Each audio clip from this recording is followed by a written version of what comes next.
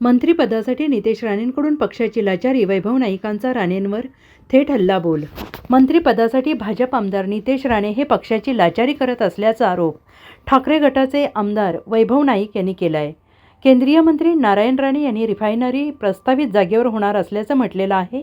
यावरून वैभव नाईक यांनी राणेंवर जोरदार टीका केलेली आहे. चांगले उद्योग गुजरातला आणि पर्यावरणाला हानिकारक प्रकल्प कोकणात, यामुळे त्यांची खरी भूमिका उघडी पडल्याचं नाईक म्हणाले. नवाब मलिक यांच्यावर देशद्रोहाचा आरोप करून या अधिवेशनात मांडीला मांडी लावून बसलेले सत्ताधारी बडगुजर यांच्यावर देशद्रोहाचे आरोप करत आहेत. नवाब मलिक यांच्याकडे गेल्यानंतर शुद्ध आणि पवित्र झाले.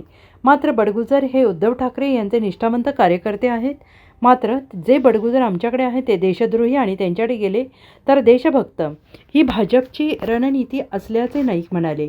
या प्रकरणात नितेश राणेंच्या मागचे सूत्रधार हे देवेंद्र फडणवीस आहेत. नितेश राणे पैसे दिल्याप्रमाणे बोलतात असंही नाईक म्हणाले. त्याच नवाब मलिकांना या विधानसभेच्या अधिवेशनामध्ये सत्ताधाऱ्यांच्या मांडीला मांडी लावून आम्ही पाहिलेलं आहे. आणि तेच आज नवाब मलिक त्यांच्याकडे आल्यानंतर ते शुद्ध आणि पवित्र झालेले आहेत. आज बडगुजर हे खरं तर उद्धवजींचे कडवट शिवसैनिक आहेत आणि त्यांच्या जागी जर दुसरा कोण असता तर त्यांनी भाजपमध्ये प्रवेश केला असता आणि भाजपमध्ये प्रवेश केल्यानंतर मात्र हे आरोप शुद्ध झाले असते.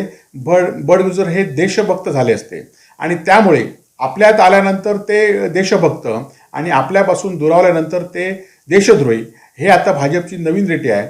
आणि खरं तर यामागे नितेश राणेंना फडणवीसांनी हे कागद दिलेत.